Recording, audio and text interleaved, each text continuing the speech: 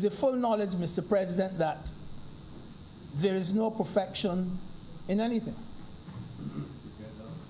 We are aiming, sir, to give all who played a part in saving this country this award. And we do not want it to appear as though we are favoring a few.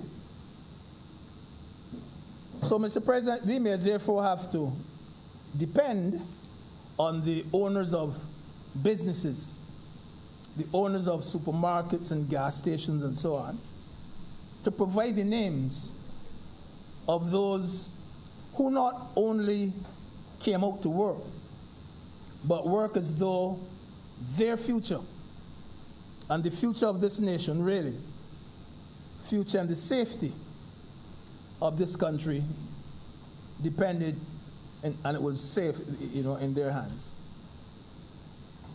So we are going to need accurate data, and there must be a strategy, Mr. President, to obtain that data. And I do believe that some onus should be on the employer to provide the data to us. I close by saying that it might therefore appear to be a daunting task. But I do believe, sir, that we can do it. And we will endeavor, sir, to do it the best way we can. We have enough skilled organizers in this country to get this event properly organized so that it can be meaningful, not only to those who receive the award, but to all Barbadians generally. I'm obliged to you, sir. Thank you very much, Senator Greenidge. Senator Grant. Thank you, Mr. President. I do not intend to be long in my remarks, but I did not want this opportunity to pass without lending my voice in support of this bill. Of course, sir, as you know, the bill provides for the conferment of an award to be known as the Barbados Humanitarian Service Award on persons who are deserving of recognition for their meritorious humanitarian service in Barbados and for related matters. And I just want to stress on the word meritorious, because that word, sir, properly conveys to us that there must be merit. And there are many persons who have spoken before me, Mr. President, that have made reference to the many Barbadian workers who, through their selflessness, who through their courage, who through their commitment throughout the COVID-19 environment, sought to ensure that they kept Barbados going. And I want, sir, to join with other honorable senators in acknowledging those persons, in recognizing the significant work and the worth of their work without thinking of themselves, but putting the country first. Sir, I heard comments from one senator relating to building a cult around the Prime Minister. I couldn't believe my ears, sir. I could not believe my ears. And you know, sir, every single time I hear that senator speak, I hear reference to there's no need for this piece of legislation. Any action that needs to be done can be taken. Look, this piece of legislation exists already. You don't need to do it under this. Every single time. And you know, sir, sometimes I say to myself, I wonder if we follow that reasoning, what are we doing here? The truth is, Mr. President, that there's a lot of work that has been undertaken by Parliament. And there's a lot of legislation that has been put in place, necessary legislation. And sir, I want to join in support of this piece of legislation because I believe that it is important for persons who throughout COVID-19, the supermarket workers, the security guards, the hotel operators, the maids, the housekeepers, all of them, I believe, sir, that it is important that we are able to recognize them and to acknowledge them for the good, sir, that they have done. And I'm in full support, sir, of this piece of legislation. Sir, but as I reflect on the COVID-19 pandemic experiences, and I reflect, sir, on what these frontline workers have done, it causes me to think of what it means to be Barbadian. And it causes me, sir, to reflect on the spirit of community. And sir, I would have said in this chamber already growing up in Haggett Hall, I remember my grandmother baking sweetbread. Oh, sir, what a lovely sweetbread she baked. And I would have, sir, to get on the bicycle. And I had to carry sweetbread for Miss Jills. I had to carry sweetbread for Joman. I had to carry sweetbread for Gwen. I had to carry sweetbread for Miss Motley. I had to carry sweetbread throughout the community. And sir, when persons had to harvest the ground provisions, sweet potato, yams, eddies, what have you, there was a community spirit where people gave. And I want, sir, to use this occasion to encourage Barbadians to get back to that community spirit. Mr. President, I spent some time recently, whenever I could on Sundays, watching a program on CBC. It's called My Community, I believe that's what it was called. My Community St. George. Sir, you might know that. My Community Christchurch, you might know that too, sir. My Community St. Philip. My Community wherever. Talking about the Barbadian community, what has happened historically within the community. And sir, if there is one element that was common throughout, it was that element, sir, of people giving and people sharing. That, sir, is part of the Barbadian spirit, and I believe that now is a good time to encourage Barbadians to get back, sir, to that aspect. There's no doubt, sir, that COVID-19 has caused significant hardships for many Barbadians. Persons have lost their jobs. Persons, sir, their income has been significantly reduced. Minister Cummins, in her introduction, spoke to issues with respect to meetings with workers, sir. And there were those, sir, and I can attest that I was there. There are those, sir, who had tears in their eyes when they listened, sir, to what was happening with respect to workers. And we have to embrace, sir, the fact that we are our brother's keeper. We have to embrace the fact, sir, of what COVID-19 has demonstrated to us, that we are very dependent on one another.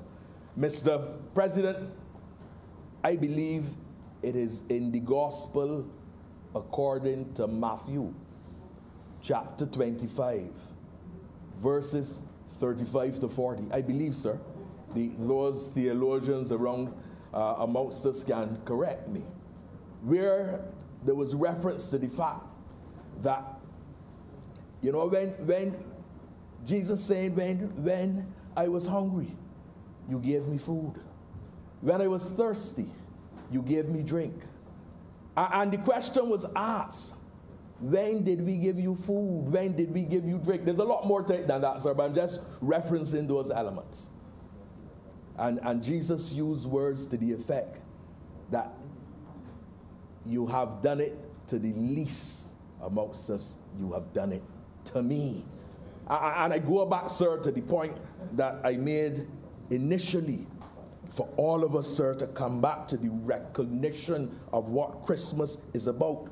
And particularly at this time of Christmas, to reflect on that meaning. Sir, not talking about Santa Claus and gifts. Sir, in fact, I'm remembering a book, sir, by Charles Dickens, A Christmas Carol. There was a character in that book, Ebenezer Scrooge. So I know that none of us in here are like Ebenezer Scrooge. But there was a lesson in that book with respect to the past, the present, and the future. And by the end of those experiences, Ebenezer Scrooge understood the importance of Christmas. Let us, sir, as we salute the frontline workers, and I stand today, I salute the frontline workers.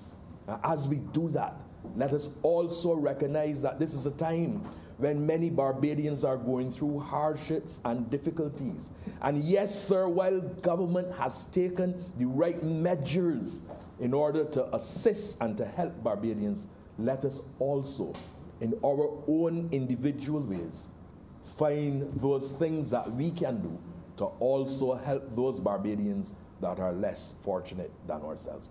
Sir, with those few words, I give my full support to this bill. Thank you very much, Senator Grant. Senator Cummins.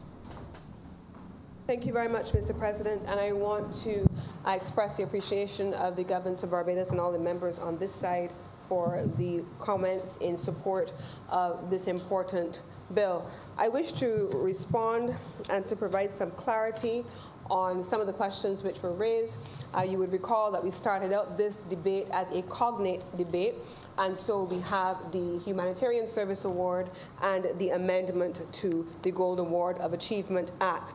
And so I would wish to point out, Mr. President, that in the existing act, certainly on the Gold Award of Achievement Act, the legislation currently as stands reads as follows. It is eligible to be given to a person who during each year preceding National Heroes Day through diligent sacrifice and so on. The specific timing of the award has been deleted in the amendment. And so therefore the new draft, which is before you in this current bill, simply speaks to the eligibility for conferment to a person who through diligence and so on. It does not give a timeline. And in the second instance, the legislation currently as drafted speaks about the conferment on National Heroes Day. Again, this has also been removed and has now been replaced instead with the words as follows: an eligible person at a time determined by the Cabinet of Barbados.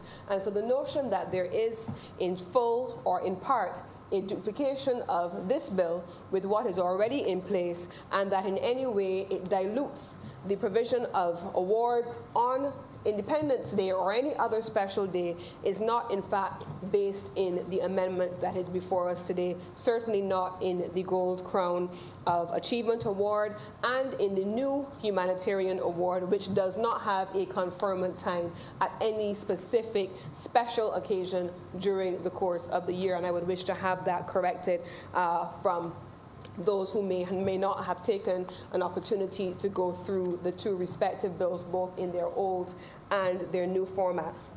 Mr. President, I also wish to take a moment to respond to what I would best call Senator Franklin's stock speech. It is rushed, not needed, unnecessary. If we're talking about the price of rice in China, Mr. President, it is the same speech. If we're talking about financial reform and economic development, it is the same speech. If we're talking about labor relations, Mr. President, it is the same speech.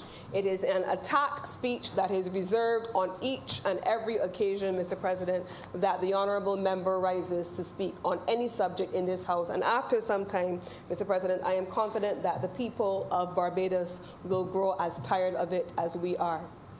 Now, Mr. President, I want to respond nonetheless to a number of specific things which were raised. My colleague, Senator Grant, spoke ably about the work which is being done by the government of Barbados, and Senator Greenidge in great detail recapped the work which has been done by our Prime Minister, who is recognized not by the Barbados Labour Party, not only by the people of Barbados across all political lines, but has been recognized globally by countries, international organizations, and world leaders the world over for her stellar leadership of this country during this pandemic. The only person who is in some way unclear about the level of leadership that is attributed to our Prime Minister is the Honourable Leader of the Opposition Business in the Senate. But that is okay, Mr. President, because we are in no danger of being led by a party that just a few weeks ago was able to garner no more than 1.69% of the popular vote and 80 votes of a potential 9,000 votes, Mr. President, because the people of Barbados are very clear about what vision and progress looks like. And it is in this administration, led by the Barbados Labour Party, led by the Prime Minister of Barbados. And the people are also very clear, Mr. President, that there are a number of things that this administration has done in service to this country during this pandemic. We are not fiddling while Rome burns. There's no Nero on this side, Mr. President. In fact, if there was a Nero and we were fiddling, Rome, as it is being called, would not have a BEST program where $300 million of funds were put into ensuring that the thousands of workers in the tourism sector could be re-engaged by companies. If we were fiddling, Mr. President, there would be no opportunity for digitization in dated hotel plants, including renewable energy upgrades to their physical infrastructure.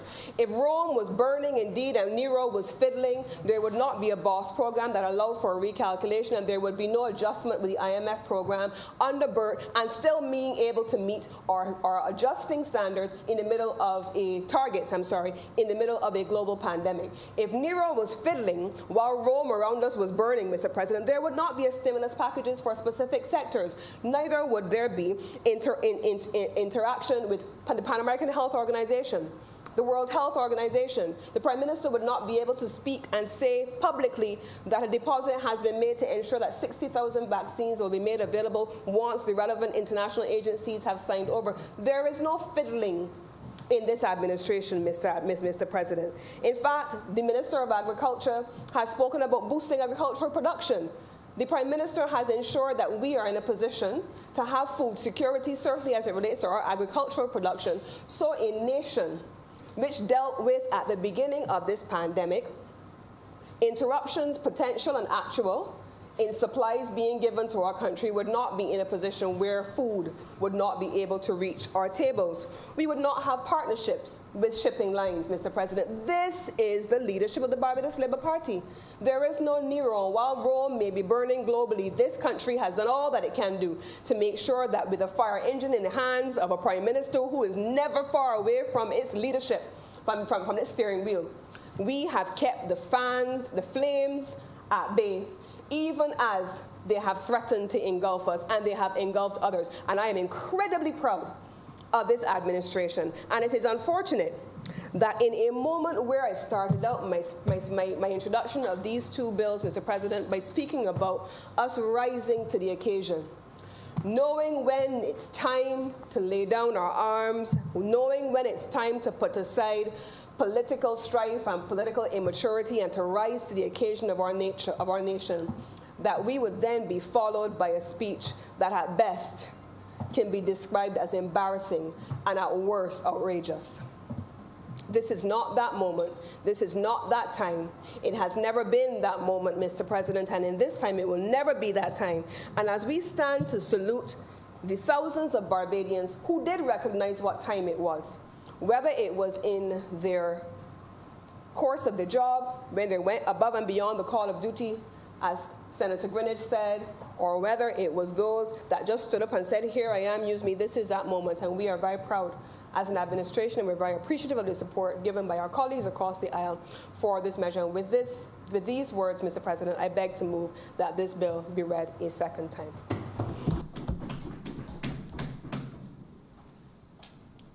Senators, once we had one debate, there are two bills before, so therefore deal with order number, put the question separately. Yes, so we're dealing with, first deal with the humanitarian bill. So the question is that the Barbados Humanitarian, let's get the right name of the bill, Barbados Humanitarian Service Award Act 2020 be read a second time. So, read a second time. Those honorable senators in favor, please say aye. Those against, please say no. We think the ayes have it. Mr. President, I beg to move that Your Honor do not leave the chair and the Senate dissolves itself into a committee for the further consideration of this bill. The question is that I do not leave the chair and the honorable Senate resolve itself in the committee for further consideration of this bill. Those honorable senators in favor, please say aye. Aye. Those against, please say no. We think the ayes have it.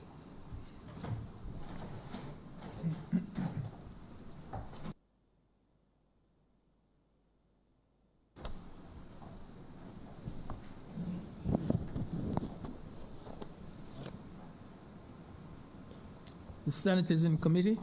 Clause 1. Mr. Chairman, I beg to move that Clause 1 stand part. The question is that Clause 1 stand part. Honorable senators in favor, please say aye. Those against, please say no. Methinks the ayes have it. Clause 2. I beg to move that Clause 2 stand part. The question is that Clause 2 stand part. Honorable senators in favor, please say aye. Those against, please say no. Methinks the ayes have it. Clause 3. I beg to move that Clause 3 stand part. The question is that Clause 3 stand part. Honorable senators in favor, please say aye. Aye. Those against, please say no. Methinks the ayes have it. Clause 4. I beg to move that Clause 4 stand part. The question is that Clause 4 stand part. Honorable senators in favor, please say aye. Those against, please say no. Methinks the ayes have it. Clause 5. I beg to move that Clause 5 stand part. The question is that Clause 5 stand part. Honorable senators in favor, please say aye. Those against, please say no. Methinks the ayes have it. Clause 6. Mr. Chairman, I beg to move that Clause 6 stand part. The question is that Clause 6 stand part. Honorable senators in favor, please say aye. Those against, please say no. Methinks the ayes have it. Clause 7. I beg to move that Clause 7 stand part. The question is that Clause 7 stand part. Honorable senators in favor, please say aye. Those against, please say no. Methinks the ayes have it. Clause 8. I move that Clause 8 stand part. The question is that Clause 8 stand part. Honorable senators in favor, please say aye. Those against, please say no. Methinks the ayes have it. Report. Mr. Chairman, I beg to move that Your Honor do report to the Honor the President that the passage of one bill in committee. The question is that I do now report to His Honor the President the passing of one bill in committee. All senators in favor, please say aye. Those against, please say no. Methinks the ayes have it.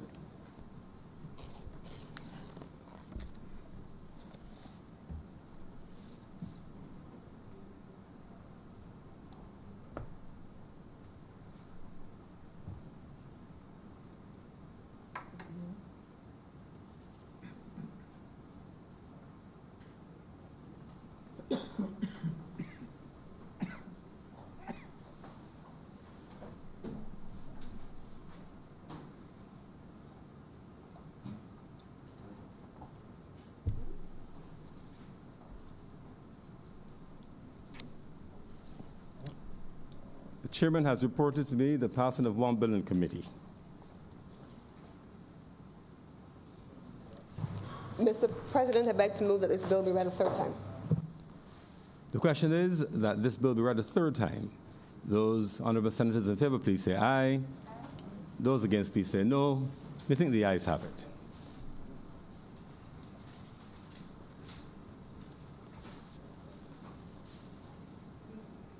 Mr. President, I beg to move the passage of one bill and having it so cited as the Barbados Humanitarian Service Award Act 2020. The Question is that this bill do not pass and be cited as the Barbados Humanitarian Service Award Act 2020. Those honourable senators in favour, please say aye. Those against, please say no.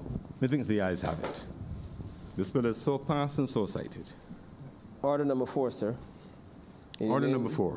In the name of the Honorable Acting Leader of the Senate, to move the second reading of the Gold Award of Achievement Amendment Bill 2020. Mr. President, I beg to move that this bill be read a second time. The question is that this bill be read a second time. Those honourable senators in favour, please say aye. Those against, please say no. Methinks the ayes have it. Committee. Mr. President, I beg to move that Your Honour do not leave the chair and the Senate dissolve itself into a committee for further consideration of this bill. The question is that I do not leave the chair and the Honourable Senate resolve itself in the committee for further consideration of this bill. Those honourable senators in favour, please say aye. Aye. Those against, please say no. Methinks the ayes have it.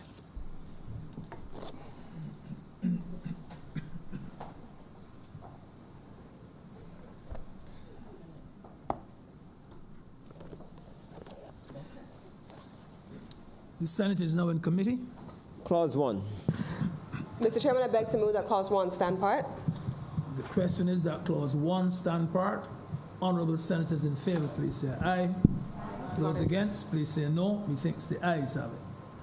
Clause 2. Mr. President, I beg to move that Clause 2 stand part. The question is that Clause 2 stand part. Honourable senators in favour, please say aye. Those against, please say no. Methinks the ayes have it. Clause 3.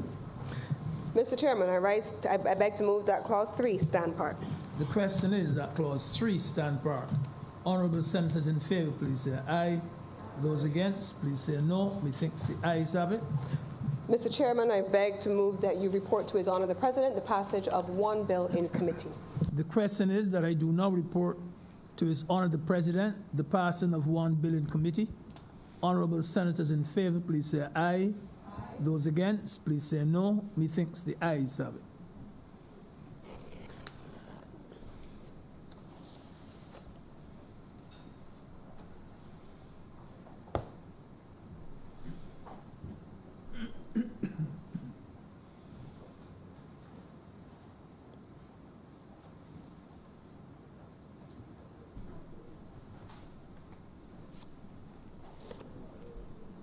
The Chairman has reported to me the passing of one bill in committee.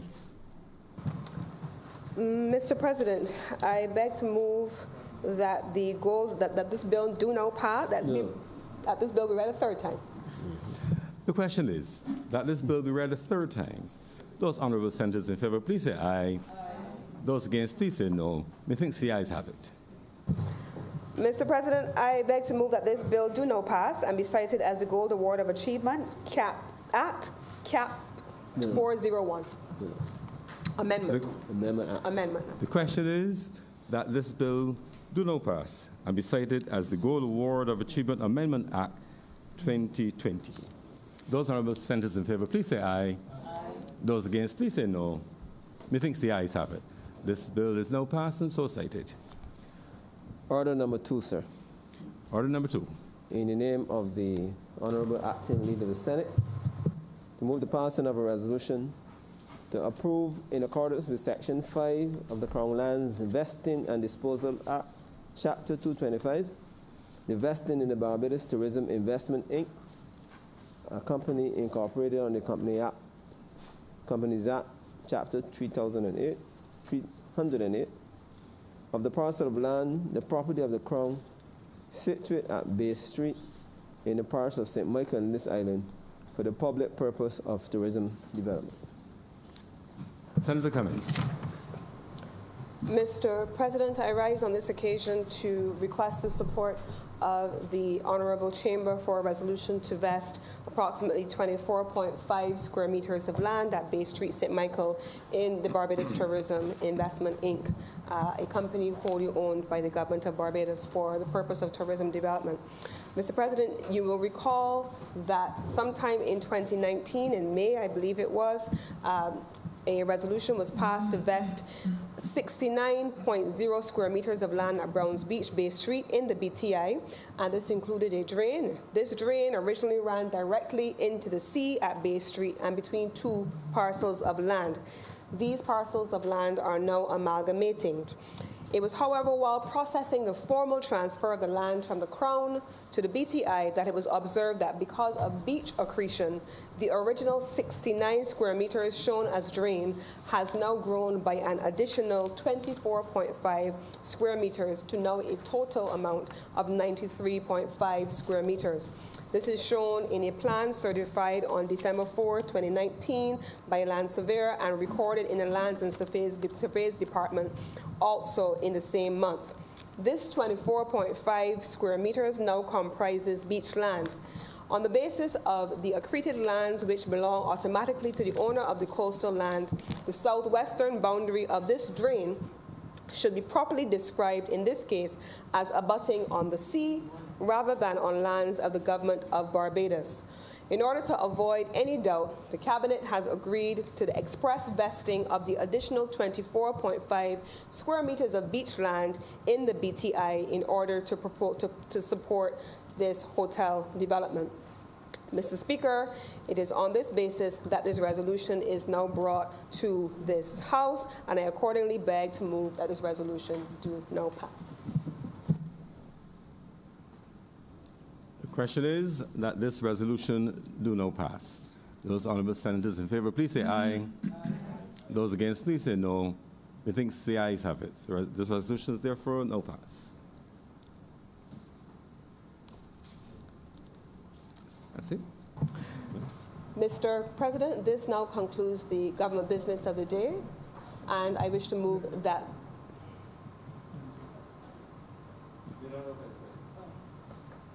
I wish to move that the Honourable Senate be adjourned sine die.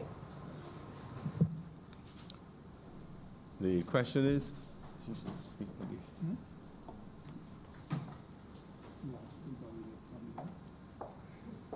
just whisper to her that let me put the question usually raise on there.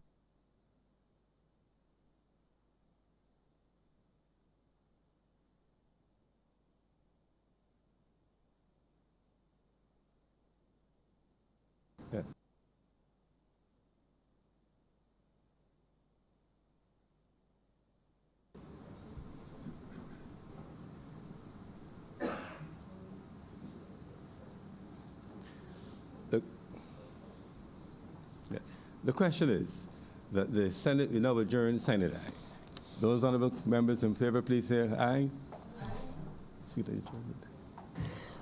Senator Cummins. Mr. President, today I wish to, as we speak on the question of the adjournment, it has been a challenging year. There's nothing that I can tell you that we don't know already. It has been a difficult time, certainly for this House, as we have navigated not just the strictures of the COVID-19 pandemic, but legislating during the midst of a pandemic. And I would wish to take this occasion as we close for the year to express a sincere appreciation of the government of Barbados and certainly all the government senators on this side for the support and the camaraderie that we have enjoyed in this place during this year. We are in no doubt that it has been difficult for everyone, and there have been some unfortunate incidents where we have regretted the way in which we have gone and we wish we could have done differently, or done better. But that notwithstanding, we are very appreciative of all the support we have gotten on many instances from our opposition colleagues, from our independent colleagues, and we have even had the privilege of welcoming a new colleague. And to you, Mr. President, you too have joined us in the midst of this tumultuous year, and you have ably guided us in the latter part of the year in a way that only you can. And we are very appreciative of all your efforts. We also want to express our appreciation to the staff and the team here in Parliament, all of you who have formed an important part of this family that we call the Senate of Barbados.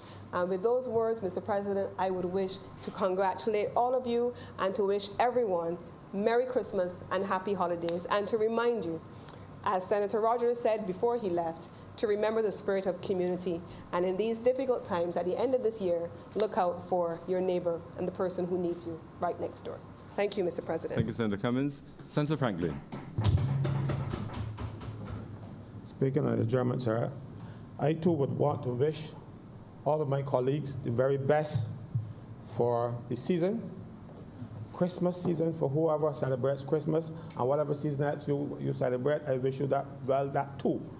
Sir, I am extremely grateful to have served in this place, and I hope to continue in the new year with the same strength and vigor that I'm accustomed. I know the government welcomes the opportunities that I provide to them to show them the way when they're going wrong, and they might not express that publicly, but I know privately they will pat me on the back. So,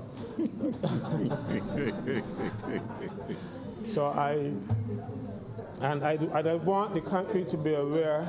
I want the country to be aware that we are colleagues here.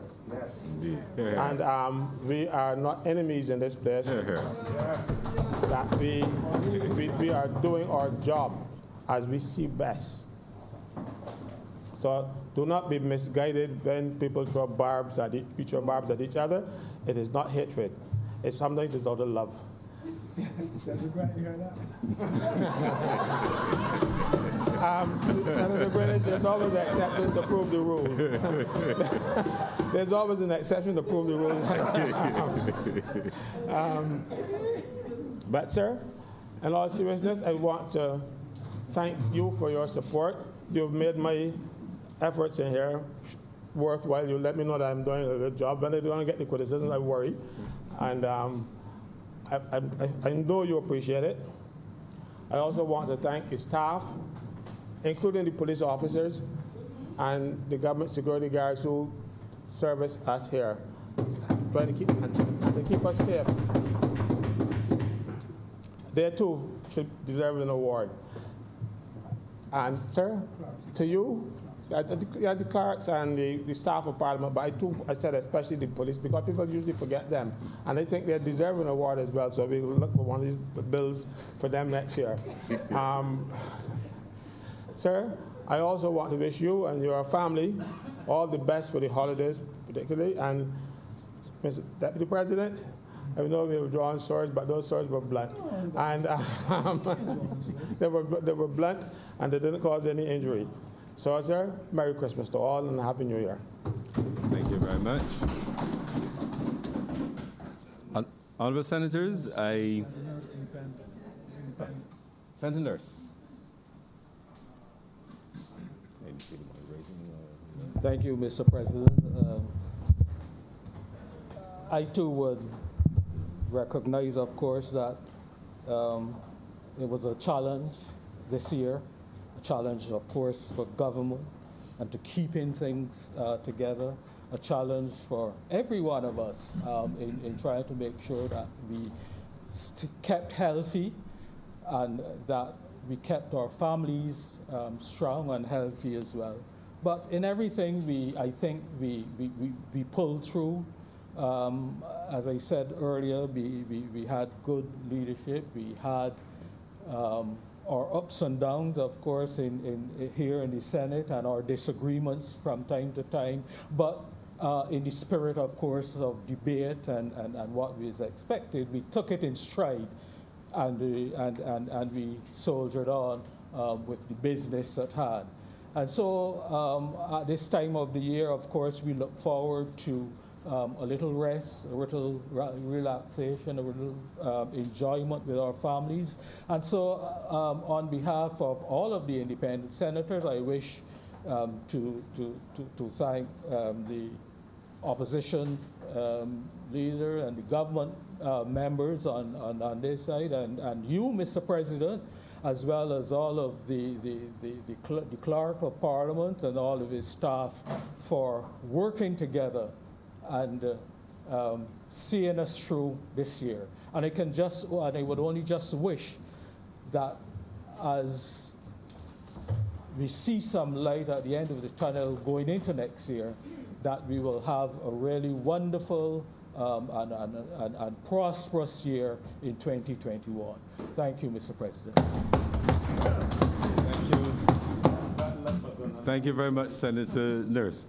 I want to associate myself with the remarks made by the leader of government business, the leader of opposition business, and the spokesman for the independent senators.